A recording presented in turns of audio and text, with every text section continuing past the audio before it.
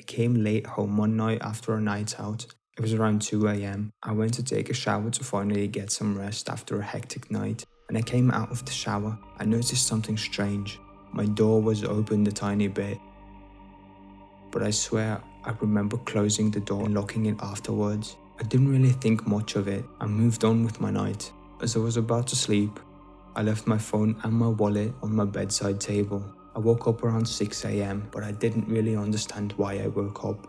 All I know is that I might have heard something, or it was just a bad dream. Anyways, fast forward to 10 am when I do finally wake up. I noticed something's off. My closet doors were opened. I thought that was very strange. Then I remembered something or someone broke open my door last night. My heart dropped. I grabbed my phone and noticed that my wallet was missing. My heart sank even more. I started to panic and fear for my life as the mysterious person took all of my cards and all of my money I had on me. I went to check up on the front door and the front door was once again opened.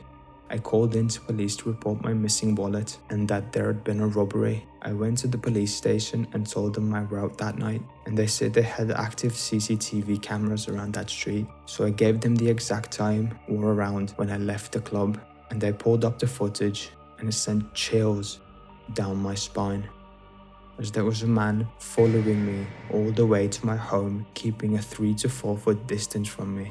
The man was carrying a knife. I think I should probably be thankful that I'm even alive, but I don't want to return home anymore. Studying late one night for a test I had the next day, I was still up at 2 am as I was ready to fall asleep and I heard a huge bang downstairs. It woke me and my family up. We all just stood in the hallway of the second floor in shock. My window faced the driveway, so I had a look, and there was a van parked in our driveway. Just seeing that sent chills down my spine. I told my dad what I saw and he pulled out a pistol from his bedside drawer. We all were scared for our lives. My heart was beating like never before. My dad slowly went downstairs and fired a warning shot, which scared both me and my mom. After my dad fired that warning shot, we heard the front door shut, so I rushed to my window to look, and there were 2 men with masks covering their faces. I saw one of them had a knife. I called 911 as I watched the car speed off, and the police was at our house in under 10 minutes. They made sure we were all fine, and we started looking for things that the burglars might have left behind, or that they might have took. We all stood together outside, waiting for the police team to stop searching, but then one of the officers brought something to us. They brought us pictures that I assumed the robbers had snapped of our house a few weeks, maybe a few days ago. My heart dropped, knowing that I was in the house when these pictures were taken by the people who planned to rob us and potentially harm us, and maybe even end our lives. The next day, my dad went to apply us for a police protective program, which meant that there was a police car pretty much 24/7 on our street for a whole month to let things calm down, just in case something like this happened again. Thankfully it didn't, but I often think back and wonder, what if?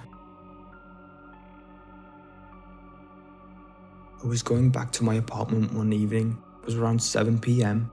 as the sun was slowly setting. I wasn't far from my home. As I stopped, I was waiting for a green light at a crosswalk, and I noticed a poster that said, "Revert for location," with a man's picture attached to it. I took out my phone and took a picture of the poster just in case. Maybe I will share it when I'm at home if it's something that serious. As I approached my apartment building, I noticed someone oddly similar to that person that was on the wanted poster. I didn't think much of it at the time and went on with my day as I got home. After I made myself dinner, went to bed, I woke up the next day with some noise outside my apartment.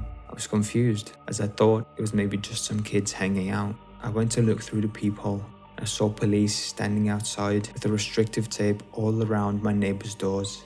As I was very good friends with my neighbors, my heart dropped and I started to worry. I started to think what could have happened. I ruled out natural death since the woman living next to me was around my age and I didn't think it would make sense. So I went out to ask the police what happened. They refused to say anything about it.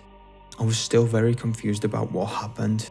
I sat down to watch some TV as I thought maybe it would calm me down. The news came on and reported a death in my apartment building.